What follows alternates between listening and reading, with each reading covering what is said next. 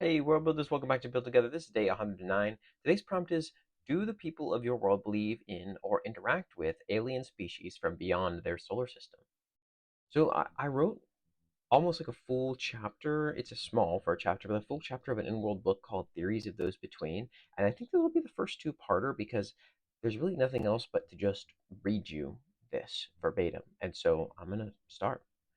When I first encountered the Kochevist beliefs that discussed in vague detail travel of the soul between the stars, it was difficult to ascertain the origins of these beliefs. There are few holy texts of the Kochevists, and the few that exist being of age younger than Zyklus city. I turned from it with some distaste and relegated the thought it brought forth under the banner of twisted oral traditions whose original ties to the religious entity were frayed beyond repair.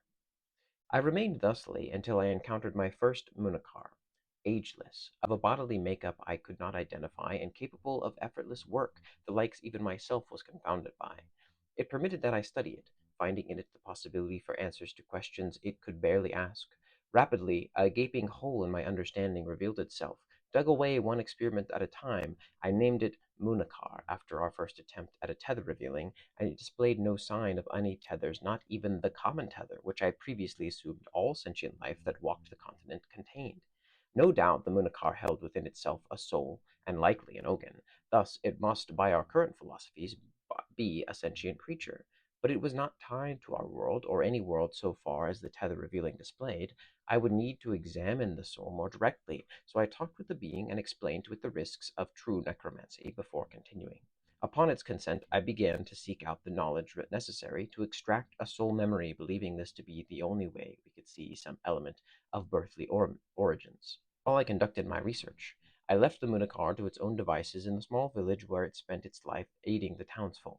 A mutual bond had formed between the being and the townsfolk surrounding it, and should I be the one to carve out their light, I am sure my efforts would suffer from their wailing. Should this tome's authenticity be questioned, know that should I have placed my name upon its cover, I would find myself shortly a pile of ash in a city square.